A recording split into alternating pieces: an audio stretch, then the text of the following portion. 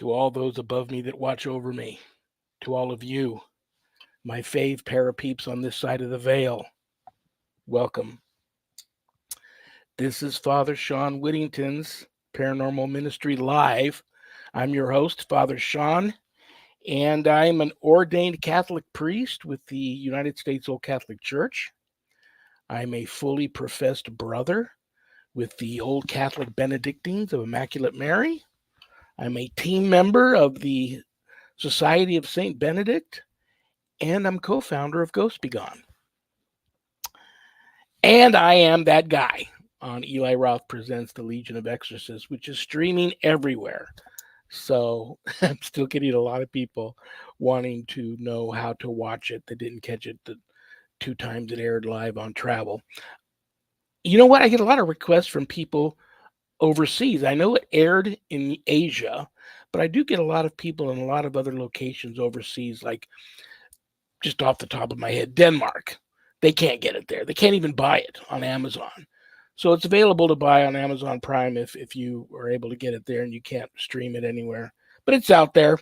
But I appreciate everybody's support. Everybody's still pulling for a season 2. Hasn't been greenlit yet for a season 2. Hasn't been officially canceled, but it hasn't been greenlit yet. So we're keeping our fingers crossed. But thank you to everybody for the positive feedback and all of that, all of the support and positive feedback. It really meant a lot to me and the other cast members, and I'm sure the producers and the director and the network. I'm sure it means, these people work hard to put projects like that together. So positive feedback means a lot. Okay. If there's anything you want to know about my wife and I and our ministry work, go to our website, www.ghost-b-gone.biz. If you go there to visit, everything's there. My books, both my books are there. God, Ghosts, and the Paranormal Ministry, and God, Ghosts, and the Paranormal Ministry 2. You can get them at Amazon, a little less expensive. If you get them off of the website, I autograph them. They leave my office here. I put them in a house blessing kit for you. And part of the proceeds of every sale of every copy of my books off the website goes to support stjude.org, St. Jude's Children's Research Hospital, Nevada, and the ASPCA. So how cool is that? What else is there? Hey, Shawn, I didn't talk to you about this, and I don't know if you're going to like this at all. But I'm going to offer up something. All right. Sure. All of our listeners out there, all of our watchers out there, we're really wanting to get more people on the show. We want to see our numbers rise. We want to have you guys enjoy the show and share it with people. So here's our offer. As Community Pay It Forward, as a wonderful partner with Shawn, we have a signed copy of both of Shawn's book, and we have a copy of Dr. Joy's book that we will be giving away to someone who tags their friends when you're watching this show. We will give it away Halloween week. We'll draw a name. So every name you tag, we will put into a hat. And on Halloween week, okay, the week before Halloween, whatever show we're on, let's go with, let's go with Susan's show. How's that? Sure. We'll go with Susan's show on Halloween. Well, let's see. Let me check the calendar real quick, because usually Halloween is a big event night for her. And actually, it would be Monday, October 28th, which would be her show. Halloween is the following Thursday. So 4 days later, if she's doing anything, everybody we're still going to have a show regardless. Yeah, if we have to change the dates, we'll do it. But yep, we're still going to have a show regardless. And here's the way that this is going to go. Every person that you tag and you get here in our audience, okay, we will see the tags, but every person who's tagged, your name will go into a drawing, and you can win a copy of both of Shawn's books and a copy of Dr. Joy's books. So You got a little which one while. of Joy's books did she send to you? I've got the great Dr. Joy's newest book. So That's a good one. That's a really good one. the I and of course I can't see it right now because I had to move everything around. But yeah, so we will do that because we want to see more people hanging out with us and having fun like we usually do. So take and start tagging your friends and get them on this show. Let's up our numbers and win a couple books, huh? So, Sounds good. by the way, I know I didn't talk to you about that, but Yay. Would it have mattered? That's a good idea, Zach. Occasionally you come up with the good ones. I mean, sometimes just when I just think you're sitting there eating those half ding dong, half Twinkie things and not paying attention, you surprise me. That was a good one.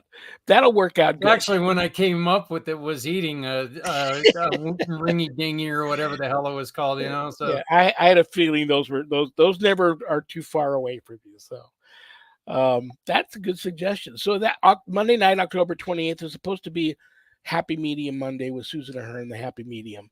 But depending on how her Halloween schedule is going, I'll just throw it out there now. We'll have a show regardless, whether Susan's able to make it or not. We'll have a special Halloween thing show that night, and we'll get one way or another. We'll get spooky and get spirited on it. So, what else is at my website? My online course, Introduction to Spiritual Warfare. If you'd like to enroll in something like that, there's no other course like that out there.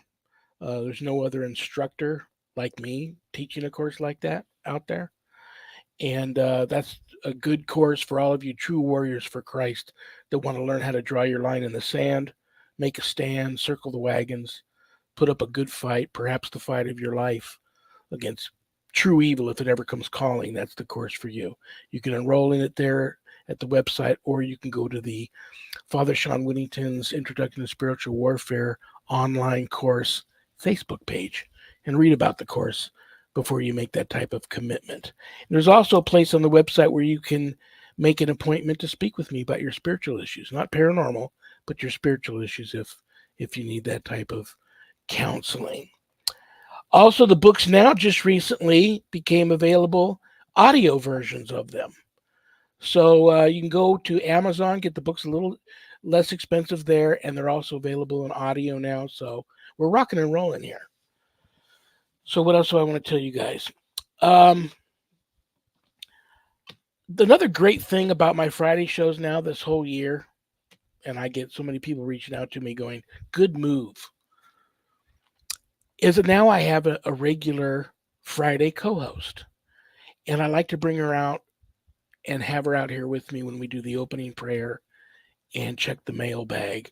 And keep your fingers crossed too. We're not going to try and pull them on yet, but our guest today is having really, really bad storm in his area, and the connection right now, at least, is not very good. We're going to try and pull him on, but if we're not able to, my co-host and I will do our very best song and dance, and we'll have fun. So without further ado, welcome to the show, my friend. I love her. I respect her. She's also my publisher, owner of Stellium Books. Please give a big, warm welcome to the one and only Annette Munich. Hi, Shawn. Hi, Zach. Hi, everybody. And, I'm going to start off by saying I happen to know somebody that could donate some books for a Halloween giveaway, and I would love for us to have more listeners. So, and besides books, maybe some other things. I'd be happy to do that. And I think that's a fabulous idea. And the audio books, we have that, and that's new right now. Is so your books are on audio. And besides being on Amazon, they can be found on Audible now. And we got Rick Keeper's in the audiobooks we have called In the Darkness. And that was Krista Florio. And he was on with his wife Harmony a few weeks ago. And that episode's available on YouTube if anybody wants to look for that. And now I've got Rick Hayes' 3 books available in audiobook form. So we're putting them out there. And see, and I did talk to a lot of people, and Zach was one. And he really enjoyed audiobooks, so I wanted to try and start making that happen for people. Very, very cool. Very, very cool. Yeah, that was, I don't know why I didn't do that earlier. Was that something that YouTube just started offering? Not YouTube, but Amazon just started offering? It is new.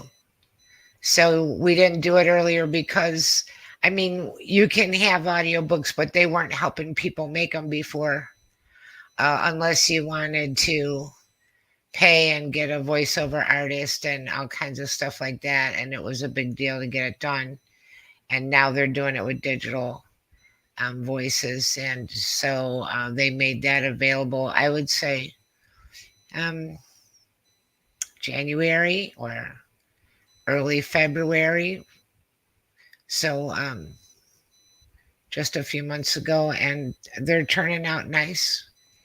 They're good for us. So, I'm hoping that people enjoy them, and it's a nice thing to be able to do, because there are people that audiobooks, that's how they buy is audiobooks. They don't buy regular print books anymore at all. So let's see what happens. We'll see. Annette, I really think a lot of it has nothing to do, some to do with also, we're all so busy now that Right. an audiobook is just so, where you miss and you lose the fact that you're holding the physical book. Being able to sit at my desk and listen to a book while I'm working is something that, I love doing. So, and hey, And I heard the same thing of people that drive a lot. They enjoy yes, it. very much so. People like to put it on while they're doing housework and simple chores and stuff. They listen to that instead of music. So I jazzercise to books. you jazzercise. I love that. Okay, no, I don't. But the thought of me exercising just makes No, me you giggle. should do it. It's great. Well, listen, I'm going to, I know you like to be out here for the opening prayer, and then we'll check the mailbag. And if it's a good question in the mailbag, that might even be something good to run past our guest. If we're able to get him in here, then we'll do that. But let me check the prayer urn real quick. It's been full this week. I've been trying to get through it. Most of these people send these in while hoping that I offer them up live on air. Gerald N. from Oklahoma. I haven't had anybody from Oklahoma in a while. My dad was born and raised there, Gerald. I'm in Oklahoma right now. Oh, that's right. You are in Oklahoma. Where are you at? I'm about 30 miles south of Tulsa. There you go. I wish I knew. Way out in the country, I got a donkey on one side of the fence, and I got cows on the other side. I am way out in the country. I like it. You know what they say, and that the memory's the first thing to go, and Shawn's been gone for a long time. So, yeah, I keep telling. Well, see, the whole time he knew me for years and years. I was in Illinois, and then I came out here. I totally forgot. That's right.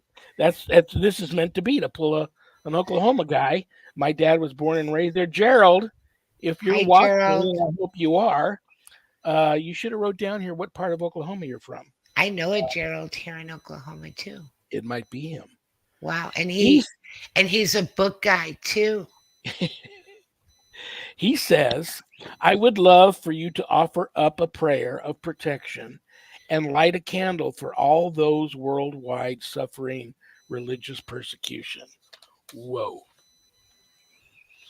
Gerald, that is a very humble and selfless prayer request. God bless you for that prayer request. And yeah, it's bad now.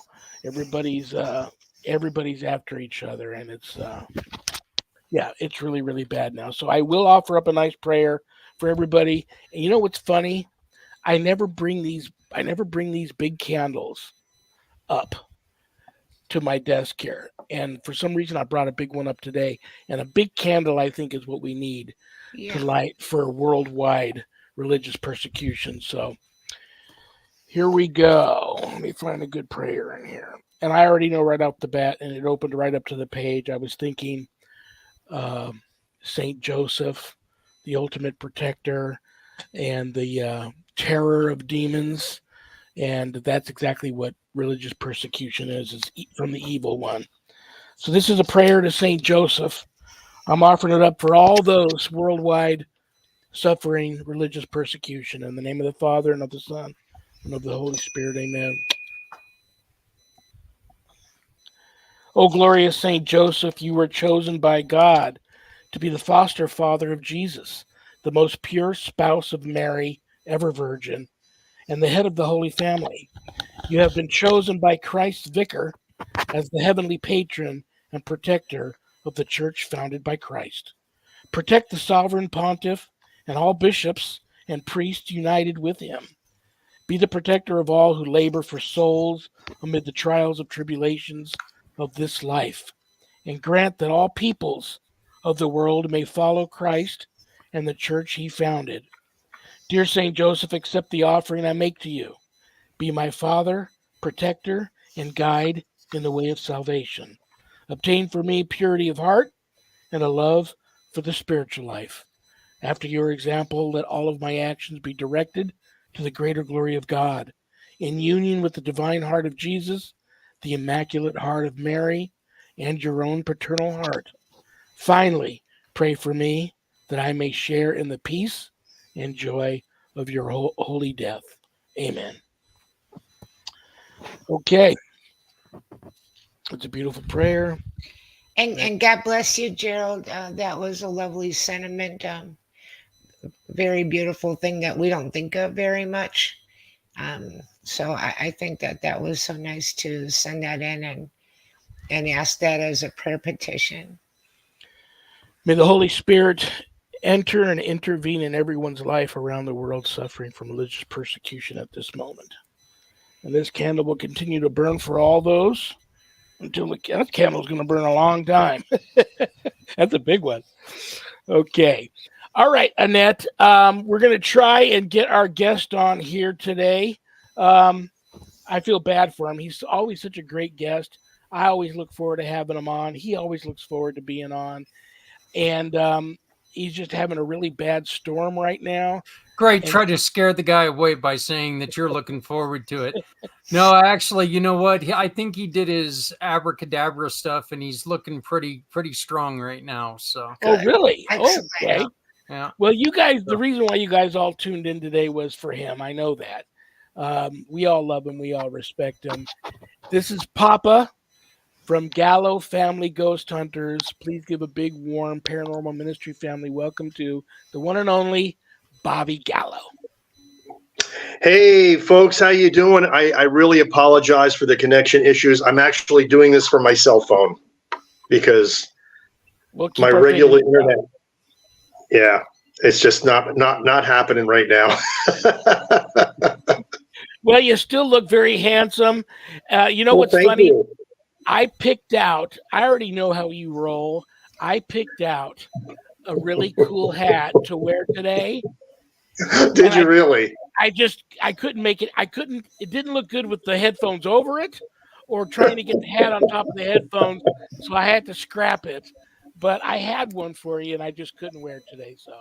Oh, man. I wanted to see that. Well, that would have been great.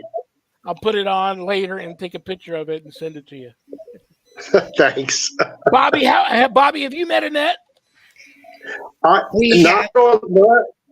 here on the show before, but yeah, we've never talked and been face to face or anything like this. So right. This is very cool, and I was looking forward to it. I absolutely have known who you are for a very long time. And then I was sad when you were coming on that we were having trouble, but I think this is doing really pretty good with your phone.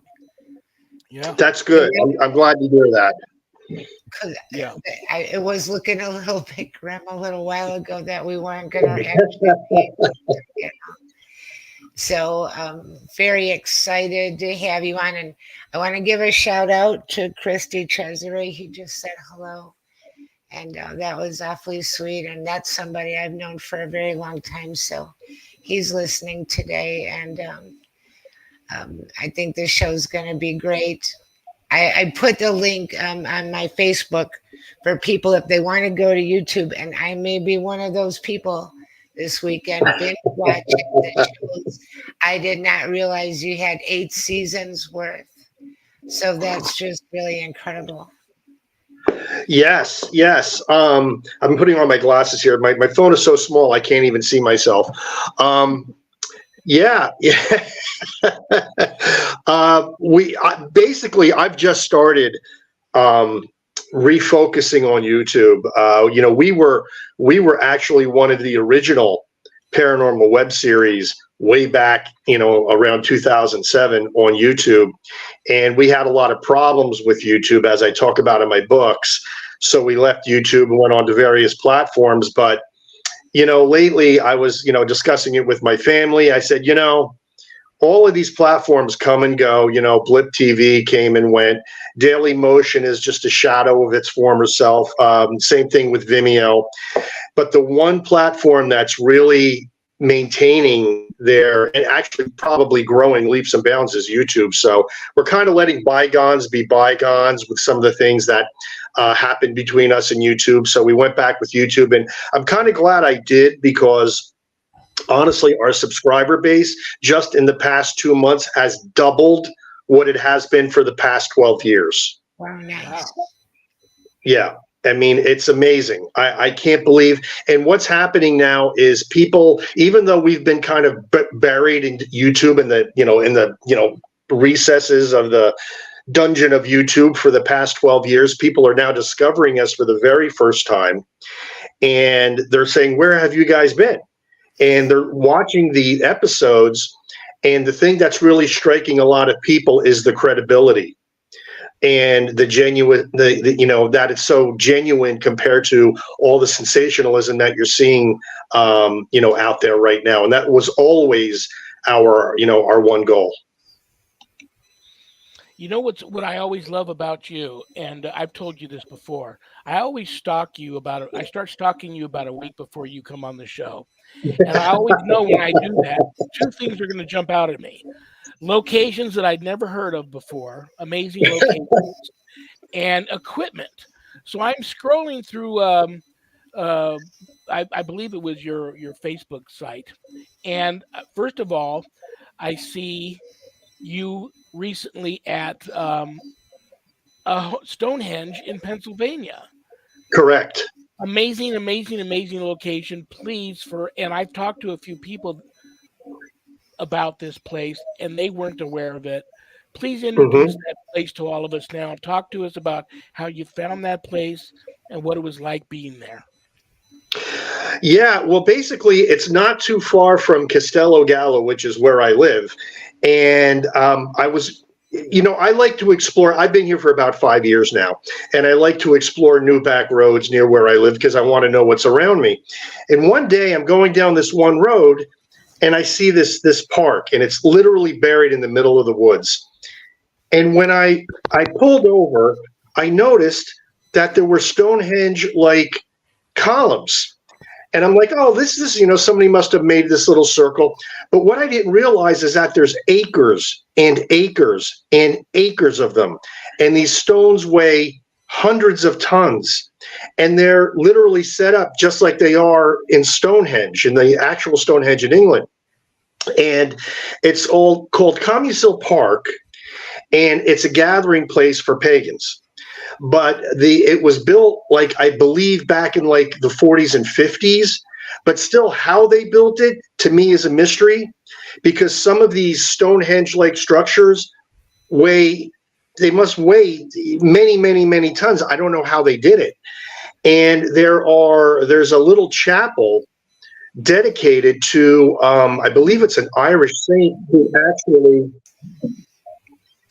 sorry about that, perils of doing this on your phone. There was a little chapel there was actually dedicated to an Irish saint who was responsible for bridging the gap in Ireland between the Catholics and the pagans. And apparently, Saint Bridget. No, I don't. I think it was a male name, but I can get it. It's actually on the episode. So my wife and I did an impromptu investigation there, and we were actually getting some incredibly relevant spirit communication. and the people were actually buried there too. And so it was very intriguing. The place definitely had a weird vibe to it, and we were running into many very, I would say, liberated type of people walking through there. That. I don't know if they were Wiccans, pagans, or whatever, but they were definitely a different type of person. Nothing bad at all. Just that type of person that you would envision visiting a Stonehenge-like location. I understand where you're coming from for sure. That place looked amazing. I recommend everybody go and watch the little film clip you did on that location. My wife, who was born and raised in Pennsylvania, didn't even know about that place. So it's amazing, and it's so big. Like, my wife and I couldn't even hike the entire perimeter. But what really struck me, honestly, I'll be honest with you, is we found a stone altar with like a stone throne overlooking it, and that kind of gave me the creeps. And so I don't really know what goes on there, to be honest with you. I'm assuming it's benign, but when you find stuff like that, then you're like, well, really, what is this being used for? I don't know. And that's also on the episode. Let me ask you this real quick, and then I'm going to let Annette have a go at you. Inside locations, outside locations, many people refuse to do outside investigations because there's usually a lot of contamination when they're trying to capture evidence. I have noticed you do a lot of outdoor locations, and I don't think you're really suffering many contaminations. Nope. And you get some really good feedback on some of your equipment too. What do you take your best guesstimation and best vibe from the place in the investigation you did there? What do you think? I think there's definitely something there because, I mean, first of all, indoor versus outdoor depends on the equipment that you're using. I mean, if you're using laser grids and you're really focusing on EVP, then maybe indoor locations are better sometimes. Outdoor locations, though, can be better in the sense that you're not going to get EMF contamination, because if you're out in the middle of the woods where there's no power lines, unlike an old house that has unshielded wiring, then of course, your EMF is going to be more reliable. So when you're getting EMF spikes in the middle of the woods, there may be something there. And there's people that say, well, it's geolocation energy, which is basically EMF that comes from the ground. But that is never more than 5 milligauss on a good day. So if you're getting EMF that's strong enough to trigger an ITC device, which is instrumental transcommunication, then you definitely have the makings of paranormal activity at that point. So I would say that there are perks to investigating outside. I mean, if it's a windy day, you can't do EVP, but other than that, something, we've got some great EVP outdoors. Yeah. And being out in the middle of the wilderness, you didn't really have to worry about any high wires or any of that nonsense. No, there was none. There was none. Very interesting. Yeah. Annette, have you ever heard of that place? No, and if you heard any clicking, I looked it up and I was looking at pictures of it because it sounded so fascinating. And I think I'm going to watch the episode because I was like, really? Oh, please. That is cool, a Stonehenge type place in Pennsylvania. I had to look that up. And it was incredibly large. That's what struck me. It wasn't just something that somebody made in their backyard. This is many acres, and these large stones, and some of them 10 feet high or taller, are out in the middle of nowhere. Some of them are like in the most obscure place, and I'm like, what's the symbolism of this? Why were they put there? It's a mystery. Yeah, very interesting. Well, the last time you and I spoke, you were a little burnt out on events, and you're taking a break from events. But I happen to notice recently, and I don't know if it's a seasonal thing with your family, but you seem to be kind of back on the event tour thing again, and you guys were at another amazing location recently. Like when you think of when you open up the dictionary to haunted house, location you were just at where there was an event, you expect to see a house like that. and I believe it was a manor. It was some type of manor. Mm-hmm. It was sure. It was White Hill Manor. Why did you decide to get back on the tour, the event tour, and talk to us about that location? Well, I mean, we have and we haven't. I mean, the reason we were at White Hill Manor, and that's in Fieldsboro, New Jersey, and that's one location literally you've seen on every single popular television ghost hunting show. They've all been on it. And it goes back to the Revolutionary War, and it's been everything from, I believe, something like 17 families have lived there, and it was a brothel at one point, and it was a tavern at one point, and it seems if those walls could only talk. But the reason we were there is because that was the very first Paracon, if you will, where they actually honored me as a featured guest, which normally I go to a lot of these things and I do book signings and whatnot, but I'm essentially a vendor like everyone else. But here I was actually on the card with some of the biggest names in the paranormal TV world. The only person who wasn't there was Father Shawn Whittington. I mean, to me, he's I got to tell you something before I elaborate on this, that it's very weird that a paraceleb is interviewing me. It's usually the other way around. I mean, like a bona fide TV star right here. Okay. But, no, but honestly, it was great because I was on the same bill as Katrina Weidman and Heather Taddy from Paranormal State and Brian Cano, who I also interviewed for my book. And it was really an honor that they were putting me on the same level as these people. And so it was an offer I couldn't refuse. I mean, I had to do that, obviously. I mean, I was asked to be a guest there, and I was actually asked to be a guest again next year. But a little funny story regarding that, which I thought was kind of funny. I'm a huge Heather Taddy fan, and I'm probably going to tag her in this video after it's done. But I had never met her in person because I loved Paranormal State from way back. That was like one of, I just loved that show. And that's when she was in college. So I said, oh, this is great. I'm going to have a chance maybe to meet her at this Paracon. So here I am, and I'm sitting outside the trailer. There's a trailer there that we were allowed to use, but I didn't go inside. And somebody said, hey, Heather's coming out of the trailer. So she comes out of the trailer and she passes me. She stops, she turns around, points at me, and she goes, I know you. And it was like that. It was like the Grinch, in that movie, The Grinch. He looks around, he's like, me? And it was like, I was a total fanboy moment because to have somebody that you've admired for so long actually recognize you and wanting to meet you was actually pretty cool. And she was just wonderful, gracious. We had a great selfie. And, but yeah, I wanted to share that story because it's just like, I love moments like that. Do you get a chance to do any investigating at these events?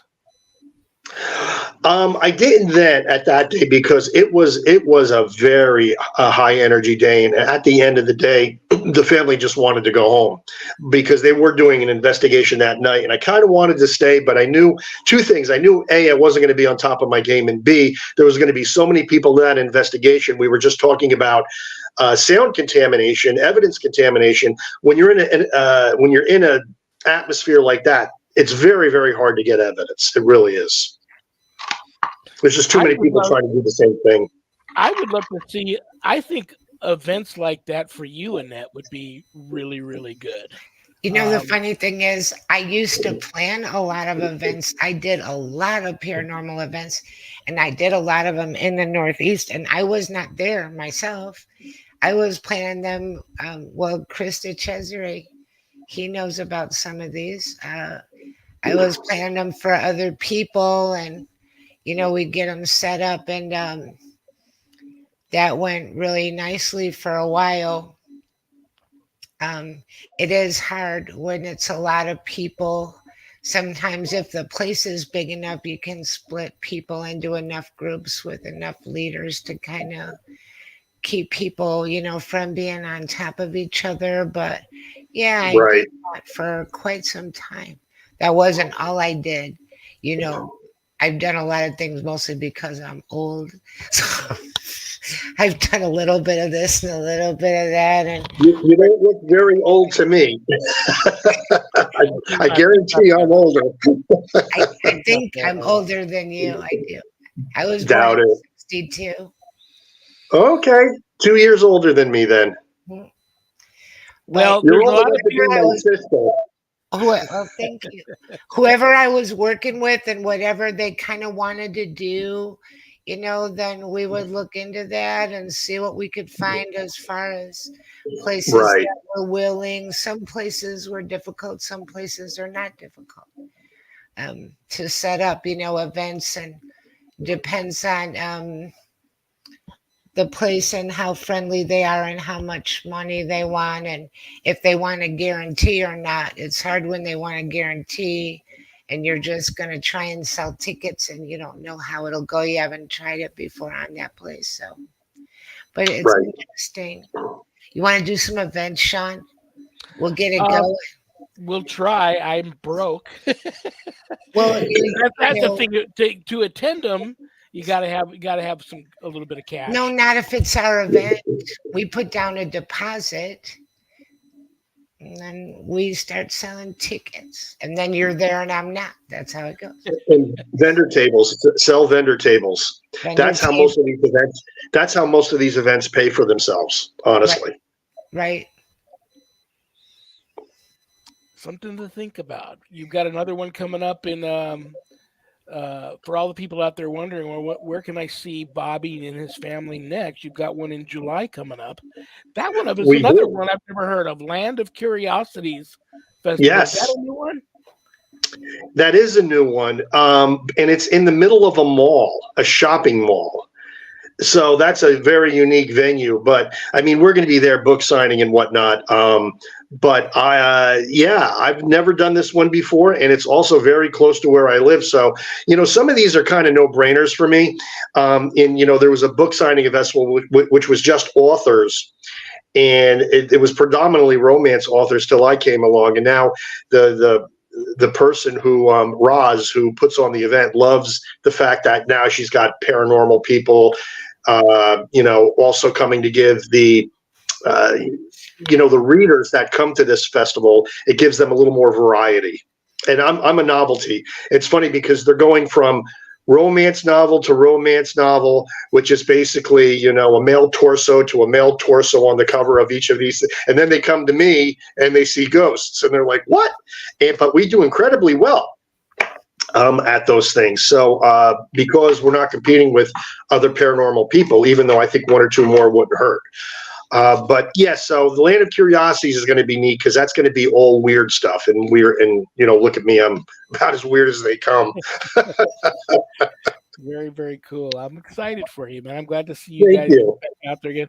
I'll tell you what I find interesting about you guys is every team that approaches me and talks to me about stuff and I see out there doing their thing, either they're colleagues first, their paths cross, they form teams, but there's kind of it's more like a business. Then you have friends that somehow they discover that they all have a passion for investigating the paranormal and they're friends and they form a team. Very few families out there, especially like the Gallo family. I'm going to go out on a limb and say that's probably a big reason for your guys' success is because it is family. So if you could speak to us from the heart on this whole doing it with your family. Now, with me, my wife's very stubborn. She's a survivor of an extreme demonic attack. The kinds of cases I work now, I sometimes have to not even tell her about them and go work them behind her back because I get scared taking her to these places now because she's fearless. She wants to go to them all. Talk to us about all of that, why you do or don't think that the family unit is a successful part of what it is you guys do, and the bad part about it, if there is any. Oh, sure. There's good and bad in everything. But, first of all, I could not be more proud of my wife and my kids, because from the very beginning, when we started this, and they wanted to do this, they truly wanted. It's not something I drugged them along to do. They wanted to do this. They were fearless. And the fact that they were not afraid, because you probably know this better than anybody, that if there are darker energies out there, they love to feed on fear. And since my family was never afraid of anything, I think that really helped them get through some scary investigations. But Shawn, Father Shawn, I don't know, I'm still getting used to calling you Father, so please forgive me. I'm Catholic as well. So our spiritual faith has always been our armor and has always been our way to feel safe when we're out there doing investigations. But I also believe that the sincerity of the kids, of my wife, of myself, when we try to communicate with an entity, and by the way, the only reason we've ever wanted to do this was to prove an afterlife. And which is why even in the Catholic Church, some of the, I write about it in my first book, the Catholic Church has even said it's a good thing because it gets people thinking about the afterlife. The problem we have in this society is there's too much secularism, too much humanism. We're getting away from spirituality.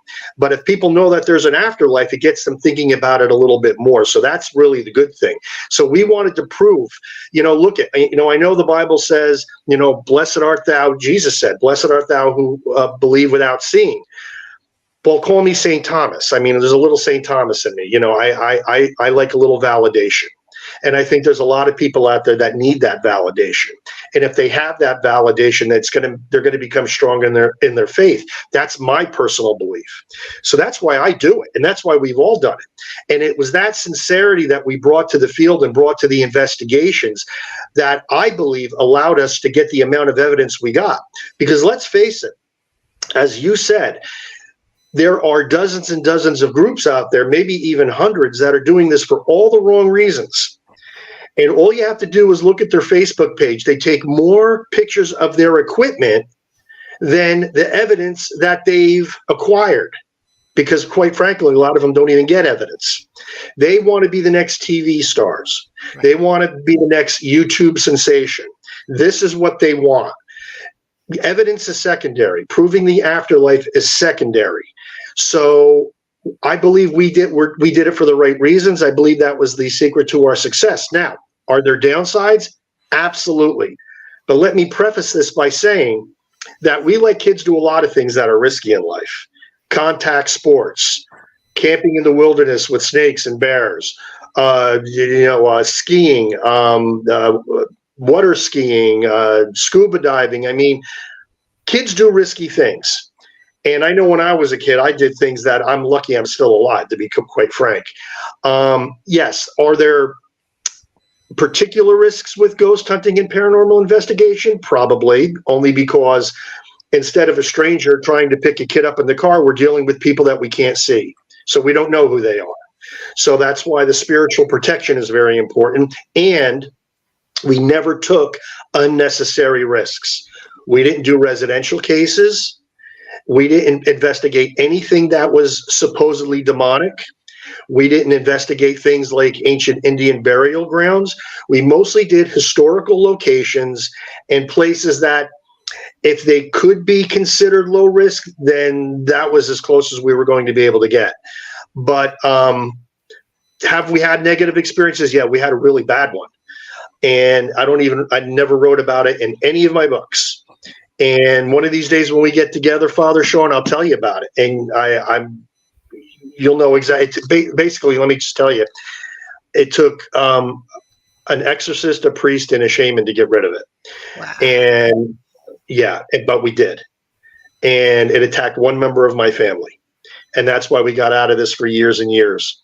Not years and years, but I would say probably a good 5 years. You'll see a gap in our episodes between when the kids were small and when the kids were grown. In that space, we weren't doing anything.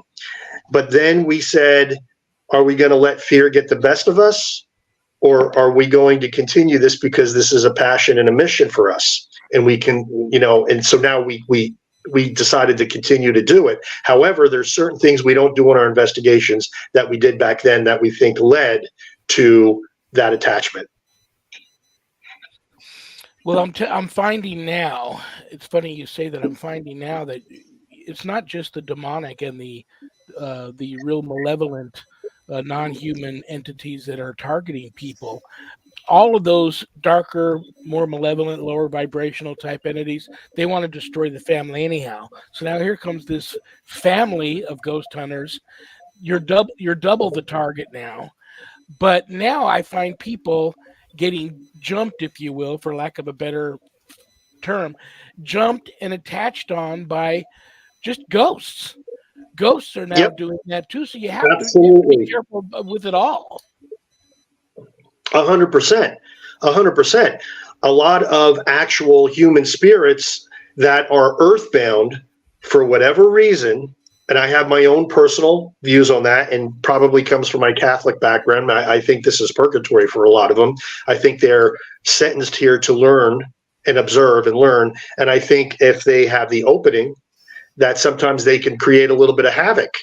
That's my personal belief. I don't really have, and I only base that upon things that I've researched and experiences that I've had, but I could be wrong on that. I don't know. I will say though that you're absolutely 100% correct. And, I think, I'll tell you another reason I think this is happening. And this is actually a subject I actually wanted to bring up with you, Father Shawn. I have good friends in the paranormal, people that I've been friends with for years. And I've talked to them on Facebook, and I've met them at conventions, and we've went out to dinner together. We've had drinks together.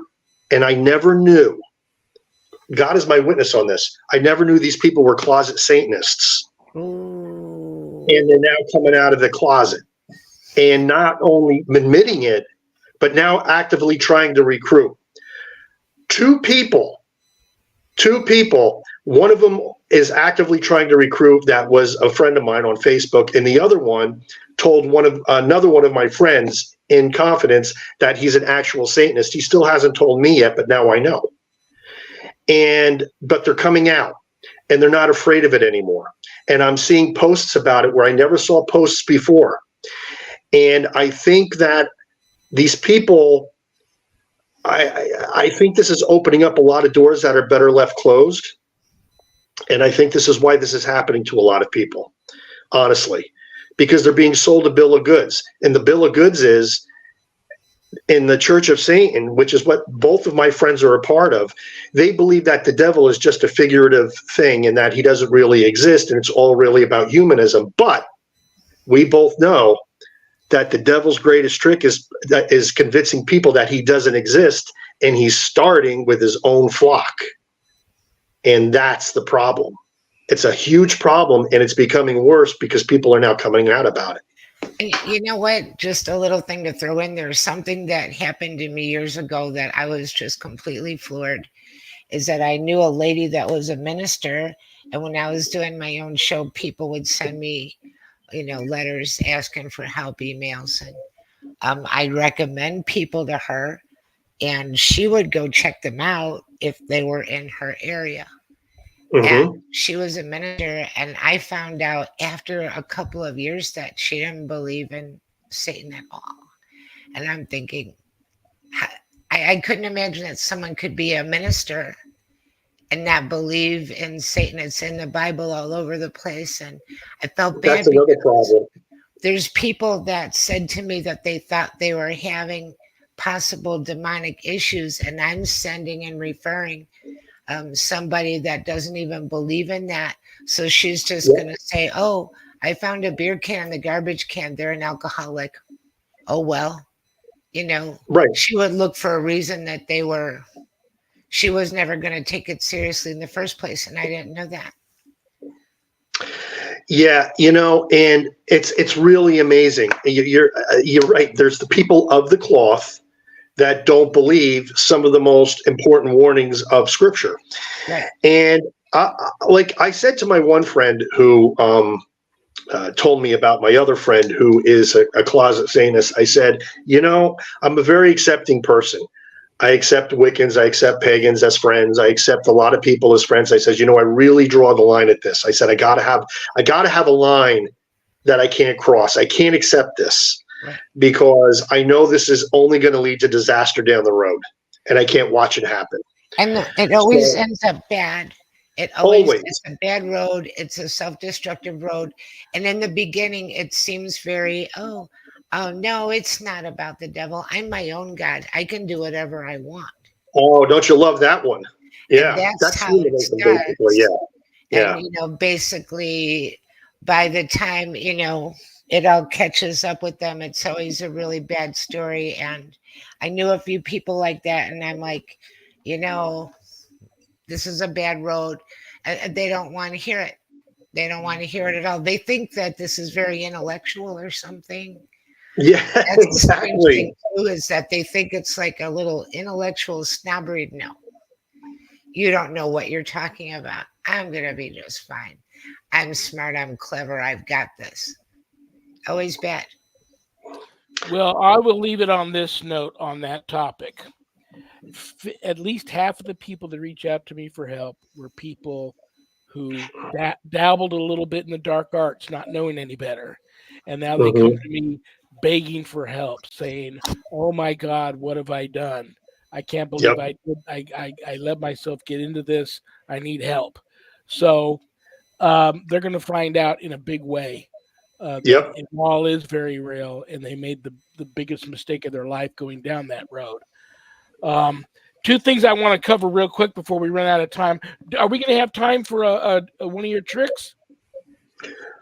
If I could do it in front of my cell phone, okay, I'm going to try.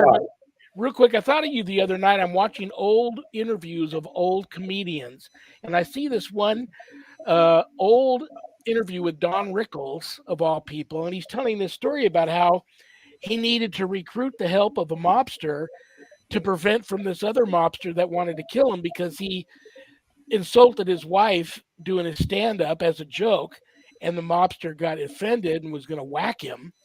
So he knew this other mobster that he went to and said, can you put in a good word for me and keep this guy from whacking me? And the other mobster was a bigger mobster.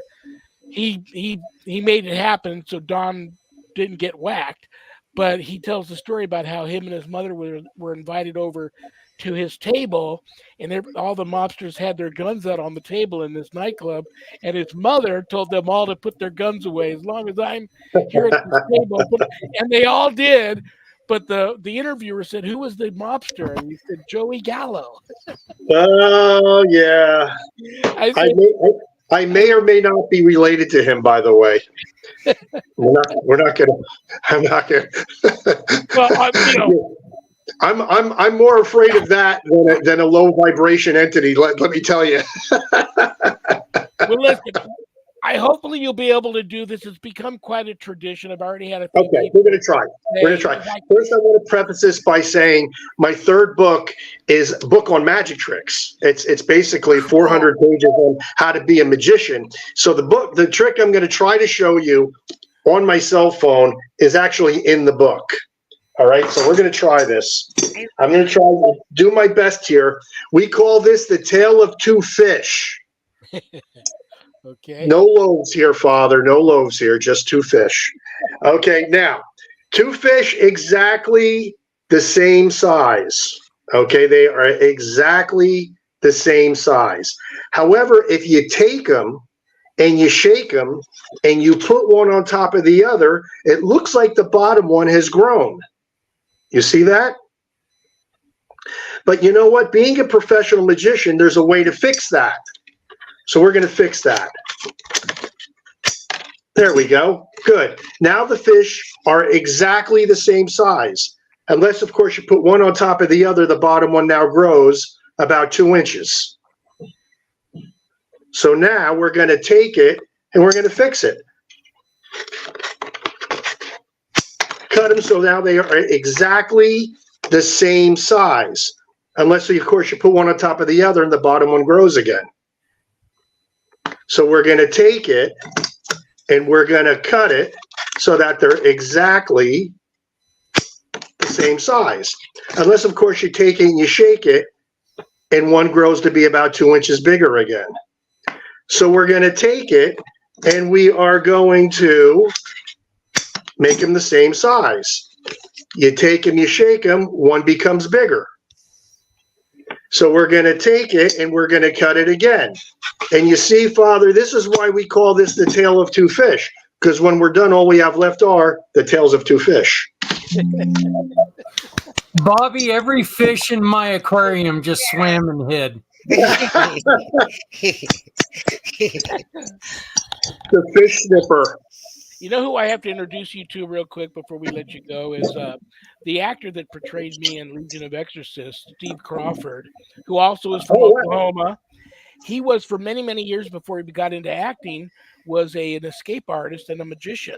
You traveled all over the world doing that. And I thought maybe you guys might have crossed paths, or you might have known him. But I'll have to introduce you and Steve, and you guys could probably have some really good chats. That'd be great. The old days. He was, by the way, he was magnificent in the series. Magnificent. I thought he was too. Yeah, and Shawn, I forgot to tell you, I saw him on another Discovery Channel program. Really? Yeah, he was on a program, I believe it was about Jack the Ripper. Wow. I saw him on another program, and he was on there very briefly. That. He was a landlord. So I thought he was Jack the Ripper. I was going to say that's no reflection on you, Father, at all. Well, he is very talented actor, and he works all the time. I mean, he just goes from one gig to another to another to another. Pretty amazing. Yeah, he's working all the time. So good for him. But I'll have to introduce the two of you for sure. That'd be wonderful. That would be my honor. Seriously. Is there anything, Annette, you would like to ask him before we cut him loose? Oh my God, this hour went by so fast. I was gonna ask about Gettysburg, but we don't have enough time to ask. After that trick, I'm not sure if cutting him loose is the best thing to say. I love the trick, though. The trick was wonderful. It was. Thank you. Very, very good. Bobby, you know I love you and respect you. Give your whole family, your daughters and your wife, a big hug and a kiss from the Rev. One of these days when I get out, it just doesn't sound good, the father. So listen. One of these days when I get out west, I'm taking you guys out to dinner, and I don't want to hear nothing. That's one thing I am definitely on my bucket list. I would love to hang out with you. Very cool. It'll happen, brother. Listen, absolutely. Stay safe. I know you got some bad weather in your neck of the woods. Stay safe. You and your family are always in my prayers. And Thank you. I couldn't have a better advocate, and I appreciate that. I'll talk to you soon, brother. We'll see you later. Yes, sir. Thanks, Bobby. Thanks so much. It was wonderful talking to you. Wonderful talking to you as well. Thank you so much. Have a great night, folks. Good night, brother. We'll see you later. Wasn't that awesome? He was so much fun. Yeah, it's become tradition doing the magic trick, so I like him to do one at the end of every show. That. Yeah, I got to get him and Steve together. What are you doing this weekend? Anything fun? How's your son-in-law doing? He's doing a lot better. His treatments make him kind of sick. They still have him doing treatments. Yeah, that's the so. Tell him I still pray for him all the time. We appreciate. I love you. You know I do. I pray that you have a wonderful, wonderful remainder of your Friday evening and a wonderful weekend. And who's next week? Next week we have, you haven't met her yet either. Trish Moe is going to be on next week. She's very gifted psychically wise, passionate about the paranormal. She's a really gifted content creator. She's had her own radio show and her own podcast, but you're going to love her. Trish Moe is next Friday, the 21st. Awesome. You take it easy. I'll talk to you soon, okay? Okay. Good night. Have a great night. Have a great weekend to you and everybody. Thanks so much for tuning in. Talk to you later. Bye-bye. All righty, brothers and sisters. What else do I want to say to all of you? Other than thank you all for tuning in, because I don't have a show without you guys. USOCC.org. BishopJamesLong.com. Go to either one of those websites. That's the church I belong to. You'll find the links to night prayer, which is every weeknight at 7 p.m. Pacific. You'll find the links to Bible study, which is every Wednesday and Sunday afternoon at 5 p.m. Pacific. Check out Zach's website, communitypayitforward.us. Communitypayitforward.us. Just go there, be pleasantly surprised. You guys know who next week's guest is. You can find me on Facebook now under Lawrence Morais, which is a stage name. And you can watch Eli Roth Presents The Legion of Exorcists on any streaming platform. If you have watched it and you'd like to see a season 2, you can. There's a petition you can sign for that on change.org to renew Eli Roth Presents The Legion of Exorcists. You can also go to the Travel Channel website and leave a comment for that. And they're getting good feedback from that too. So God bless you all for doing that. Thank you to Things Network. Thank you to PACT, little p, capital ACT, Podcasting for All Coming Together channel. Thank you to Temple of Phoenix Rising Entertainment. And thank you to Spirit Alabama for all those networks simulcasting my show. God bless you all for doing that. And it is time now for a bad joke.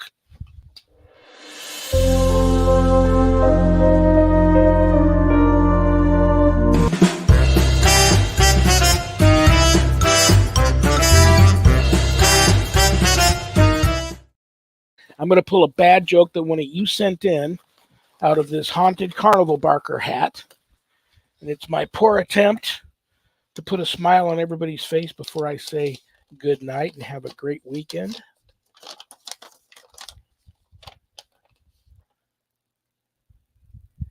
Did you hear the one about the guy who invented the knock-knock joke? He won the Nobel Prize.